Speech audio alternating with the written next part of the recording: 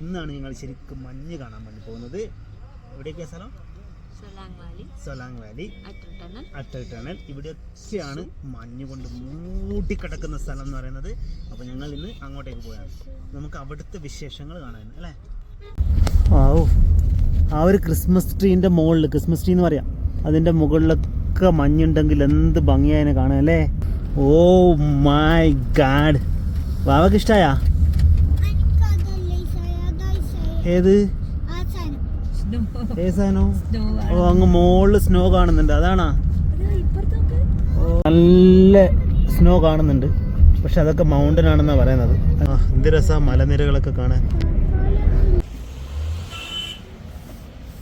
അപ്പോൾ ഇവിടെ നമുക്ക് ജംപ് സ്യൂട്ടൊക്കെ വാങ്ങാം പോകുന്ന വഴിക്ക് തന്നെ. ഇവിടെ ഒരുപാട് കടയുണ്ട്. ഇപ്പോൾ ഡ്രൈവർ നിർബന്ധിച്ച് പറയുന്നത് ഇവിടെ നിന്ന് തന്നെ വാങ്ങണം, മുകളിലൊന്നും ഉണ്ടാവില്ല, മുകളിലൊക്കെ ക്ലോസ് ആയി എന്നൊക്കെയാണ് പറയുന്നത്. അപ്പോൾ ഡ്രൈവറിന് എന്തായാലും കമ്മീഷൻ കിട്ടുന്ന സ്ഥലം ഇതാണെന്ന് ഉറപ്പായി. കാരണം പുള്ളി ഒരു വിധത്തിലും വിടുന്നില്ല. പിന്നെ ഞങ്ങൾ കരുതി എന്തായാലും ഒന്ന് വാങ്ങാൻ കരുതി. ഞാൻ വാങ്ങുന്നില്ല, നിക്കിക്ക് മാത്രമേ വാങ്ങുന്നുള്ളൂ. നമ്മളെ ഡ്രൈവർ ഒട്ടും മിണ്ടാതൊരു മനുഷ്യനാണ്. അയാൾ ഇത് കണ്ടപ്പോൾ ഇത് വാങ്ങണം എന്ന് അതിൻ്റെ ഒരേ നിർബന്ധം, ഷൂസും ഇതും രണ്ട്. ഓക്കെ, അങ്ങനെ നിക്കുനൊന്ന് വാങ്ങി, ഞാനൊന്നും ഒന്നും വാങ്ങുന്നില്ല. നമുക്ക് രണ്ടാക്കും. ഒന്നാമത് മുകളിൽ മഞ്ഞൊന്നും ഇല്ലയെന്ന് പറയാൻ. ഇനിയിപ്പം നോക്കാം. ഇതാണ് സോലാങ് വാലി. അതായത് റീൽസിലൊക്കെ നിങ്ങൾ കാണുന്ന മഞ്ഞ് മഴ പെയ്യുന്ന ആ സ്ഥലമാണിത്, സോലാങ് വാലി. ഇവിടെ നിന്ന് ഒരു മഞ്ഞിൻ്റെ അംശം പോലും ഇല്ല. അതുകൊണ്ട് വണ്ടി നമ്മൾ നിർത്താണ്ട് പോവാണ്. ഡ്രൈ ആണ്.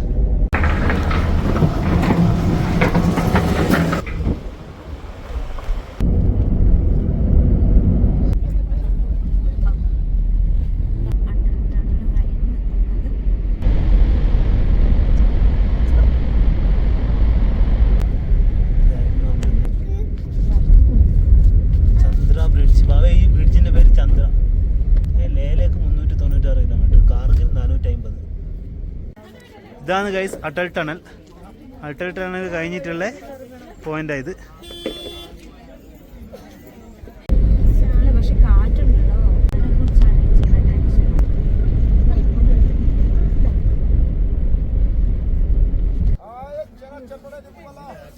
അവസാനം നമ്മൾ ഗ്രാമ്പു എത്തി ഗൈസ്.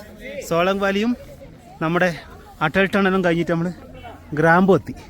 ഇവിടെ ഒരിച്ചിരി മഞ്ഞ് കാണാൻ പറ്റും, സ്നോ കാണാൻ പറ്റും എന്ന് പറഞ്ഞിട്ടാണ് ഇങ്ങോട്ട് കൂട്ടിയിട്ട് വന്നത്.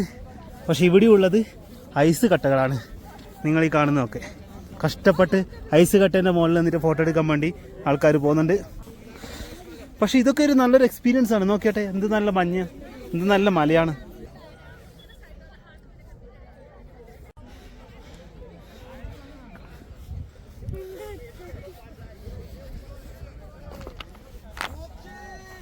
പപ്പ കറി, പപ്പനോട് എറി എറി, സ്നോറി, പപ്പനോട് സ്നോറി.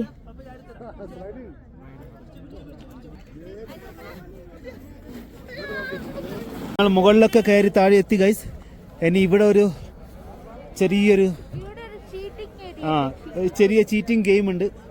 അവിടെ പോയിട്ട് നമുക്ക് ഒന്ന് എന്തെങ്കിലും സ്ലൈഡ് ചെയ്യാൻ പറ്റുമോ നോക്കിയിട്ട് വരാം.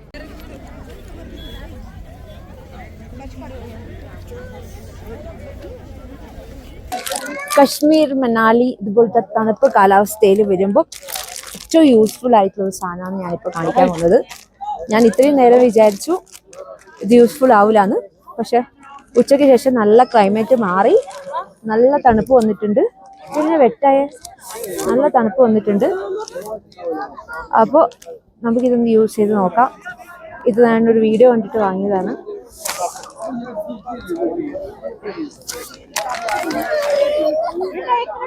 ജസ്റ്റ് ഒരു 10 മിനിറ്റ് ഷേക്ക് ചെയ്താൽ 8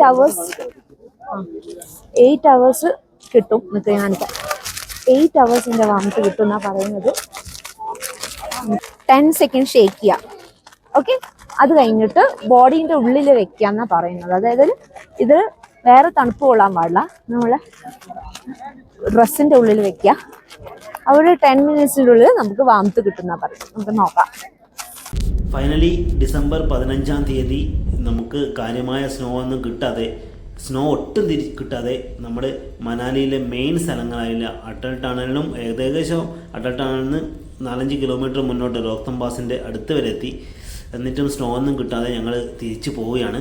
അപ്പോൾ മനാലി വന്നത് നമുക്ക് വൻ നഷ്ടമാണ്, വൻ നഷ്ടം. വീണ്ടും സ്നോ നോക്കി ഒരു കാലം വരേണ്ടി വരും. അപ്പോൾ ഇനി നമുക്ക് നല്ലൊരു ചായയും മേഗിയും കഴിച്ച് ഇവിടെ വന്നു കഴിഞ്ഞാൽ മെയിൻ സംഭവം ചായയും മേഗിയും കഴിക്കലാണ്. അതില്ലാതെ ഇവിടെ ജീവിക്കാൻ പറ്റില്ല. ഇടയ്ക്കിടെ ചായ കുടിച്ചുകൊണ്ടിരിക്കാൻ തോന്നും. അതാണ് ഇവിടുത്തെ ഒരു പ്രത്യേകത. അത് കാലാവസ്ഥയുടെ ആയിരിക്കാം. അപ്പോൾ അതും കഴിഞ്ഞു. ഞങ്ങളിപ്പോൾ തിരിച്ച് റൂമിലേക്ക് പോവാണ്. ഇന്നത്തെ ഇത്ര മാത്രമാണ് കാര്യങ്ങൾ. ഇനി അടുത്ത വിശേഷം എന്ന് വെച്ച് കഴിഞ്ഞാൽ നാളെ കുളുവിലേക്ക് പോകും. അവിടെ വലിയ പ്രതീക്ഷയൊന്നുമില്ല, എന്നാലും കുളുവിൽ എന്താണെന്ന് നോക്കിയിട്ടൊക്കെ വരാം. നമുക്ക് ഇപ്പം പോകാൻ മൂടില്ലാത്തതുകൊണ്ടാണ്. അല്ലാത്തവർക്ക് ഇവിടെ നമ്മുടെ സോളങ് വാലിയുടെ അടുത്ത് നല്ലൊരു ശിവ ടെമ്പിളൊക്കെ ഉണ്ട്. നല്ല അടിപൊളി ശിവ ടെമ്പിൾ, മുകളിൽ നിന്ന് വെള്ളം ശിവലിംഗത്തിലേക്ക് വീഴുന്ന ടൈപ്പ് അങ്ങനെയുള്ളൊരു സംഭവമൊക്കെ ഉണ്ട്. അപ്പോൾ അതൊന്നും മിസ് ചെയ്യാതിരിക്കുക. അതൊക്കെ പോയി കണ്ടതിന് ശേഷം തിരിച്ചു വരിക. പിന്നെ ഇപ്പം ഡിസംബർ 20 ശേഷം അല്ലെങ്കിൽ 24 ശേഷം ജനുവരിയിലൊക്കെ ആയിട്ട് ഭയങ്കര സ്നോഫോൾ ആയിരിക്കും എന്നാണ് ഇവിടുന്ന് ലോക്കലായിട്ട് നമുക്ക് അറിവ് കിട്ടിയത്. അപ്പോൾ വരുന്നവരൊക്കെ വരുന്നുണ്ടെങ്കിൽ അങ്ങനെയുള്ള പുതിയ അപ്ഡേറ്റൊക്കെ കണ്ടതിന് ശേഷം 24 ശേഷമൊക്കെ ന്യൂസ് നോക്കിയിട്ട് വന്നാൽ മതി. അതായിരിക്കും ബെറ്റർ. അപ്പോൾ നമുക്ക് നാളെ കുളുവിൽ കാണാം. കുളുവിലെ മെയിൻ പരിപാടികൾ പാരാഗ്ലൈഡിങ്ങും പിന്നെ അവിടുത്തെ റിവർ റാഫ്റ്റിങ്ങും ഒക്കെയാണ്, ആക്ടിവിറ്റീസ് ആണെന്നാണ് പറഞ്ഞത്. അപ്പോൾ അത് നമുക്ക് നാളത്തെ വിശേഷങ്ങൾ കാണാം. Bye bye.